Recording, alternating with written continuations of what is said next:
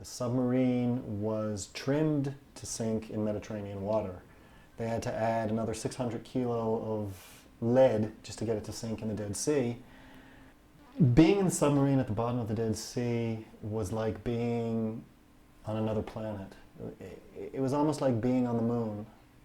I think, in fact, more people have been on the moon than they have to the bottom of the Dead Sea. But the landscape is barren, devoid of what we would call life. You have areas that are completely flat. You have areas where you can see ripple marks like you would see in sand, only it's salt. There are areas of boulders, big round boulders that we still don't know what they're doing in the middle of the Dead Sea. Canyons, channels, and the occasional red patch, which is bacteria. Salt-loving bacteria, which we found when we were in the submarine, we found actually thriving on the salt at all depths, from I'm going to say 20-meter water depths all the way down to the deepest dive, which was 250, 270 meters. We saw these red patches of bacteria everywhere.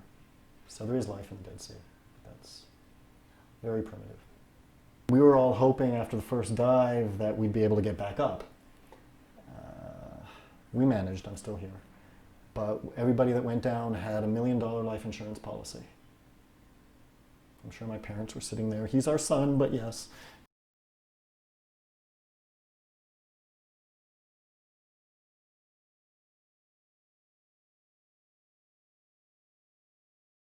This is a modern version of a classical Greek torso from behind. And when you find the Greek torsos, they usually don't have arms, legs, or a head. And on this particular one, that's what we were trying to do. On some of our other sculptures, we don't have arms and heads or legs on a lot of them because we just run out of material. But in this case, this was our modern attempt for a classical Greek sculpture.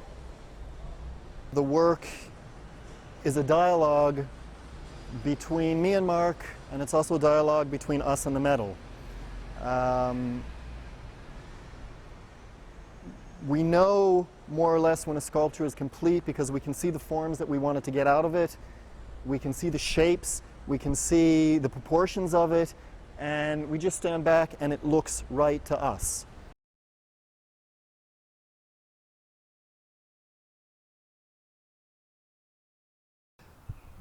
We wanted something that was going to be interesting from a geometrical point of view as well as from an artistic point of view. And that's why we separated the 3 figures from the 2 figures. There definitely was a geometric consideration here when we did that. We also wanted it to take up a bit more room in this grassy area, to give it a bit more presence as well, which is why we have these 2 elements which are separated by a meter and a half from the I'm going to call it the main configuration of the sculptures.